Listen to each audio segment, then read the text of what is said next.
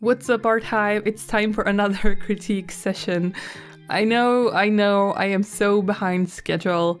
I'm slowly catching up though, so don't worry. Today I have two submissions I want to talk about, one about painting hair and one about stylizing characters. This one was sent to me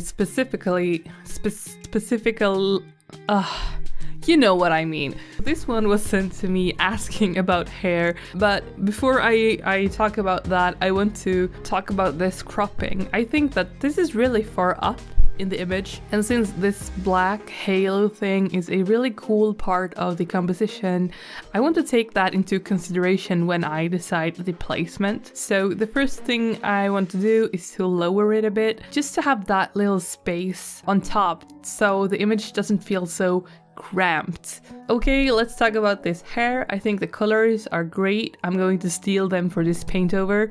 I think you could maybe desaturate the background a bit, or maybe choose a complementary color for the red to make sure this character is the star of the show. I decided to paint on one side so you can compare and see what you like from each method. The first thing I do is to find the big shapes of the hair. I don't really paint individual hair strands. I think of the hair as ribbons or maybe clumps at this stage. So I start finding the shapes by dividing it with darker lines, and I keep the head shape below the hair in mind all the time. When I have the big shapes down, I start to think of how the hair strands lie. I still don't paint them individually though. I still paint them in clumps, but in smaller ones, following the big shapes. I keep going back and forth with a darker color and a lighter color, and as you can see, I never use black for the shadows and I never use white to highlight. The lightest highlights are still very red and saturated, even more so than the shadows. Then it's just back and forth, adding detail, darken it some, lighting it some, and do it all over again. I mainly use two brushes here, one pretty hard and one soft.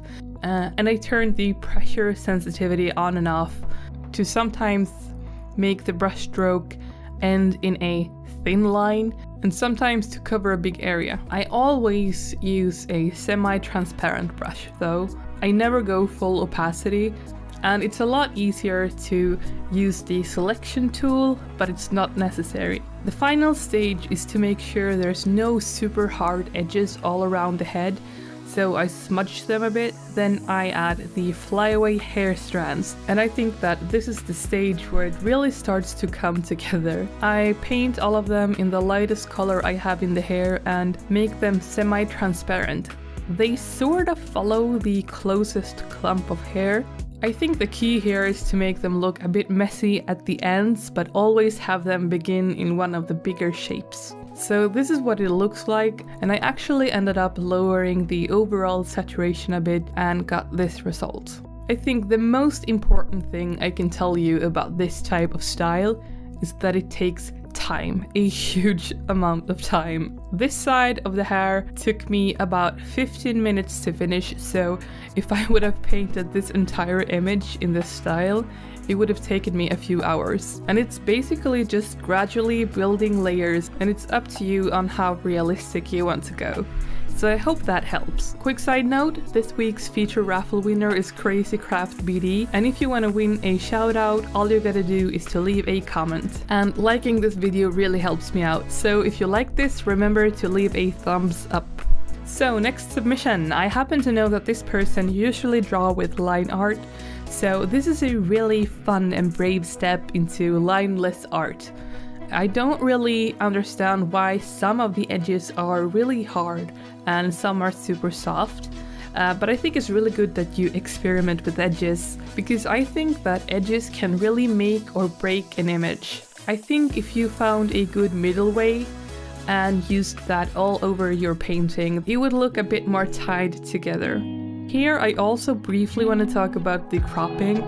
This body seems a bit squished to fit inside the image. I think the best thing to do is to sketch out the entire body before you start to paint, or just crop the body instead of squeezing it in there. Here I'm narrowing the head a bit and making the shoulders a bit less square. I thought a bit about how to go about this, and I came to the conclusion that if I want to do something this stylized, I would probably go with outlines. So I'm going to draw my version on top of yours and then talk a bit about the coloring. Here I just quickly drew my version and colored it in, and if I would crop this image like yours, it would probably fit into this green rectangle, and as you can see, only the very top of the trousers are visible. My version is still very stylized, but with slightly more realistic proportions. I think the biggest difference between these two drawings is the shape of the shoulders and the length of the torso and arms. I also want to take a moment to look at these colors. Look at this green I chose for the background and compare it to the original. The original is all the way at the end of the saturation. That is this axis. And here's my green. Here's your blue shirt, and here is mine. And my trousers and your trousers. Even though I don't go full saturation, I think that the result is still simplified and cartoony, and it's a bit easier on the eyes. By moving closer to the grays, it makes all the colors a bit more related, like they exist in the same space. If you want me to critique something you made and are willing to wait while I catch up on all the things I am behind on, join the Discord or send the painting to me in the email in the description. I hope to see you later. Bye!